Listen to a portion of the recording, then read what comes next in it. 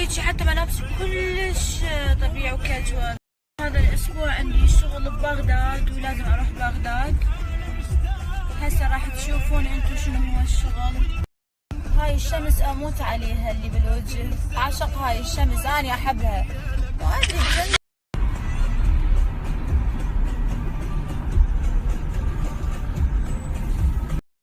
عاجبني اغير سيارتي، انه لو اخذ دوج همينه بس احدث، لو اخذ ما اعرف اريد سيارة جديدة ضجت مليت.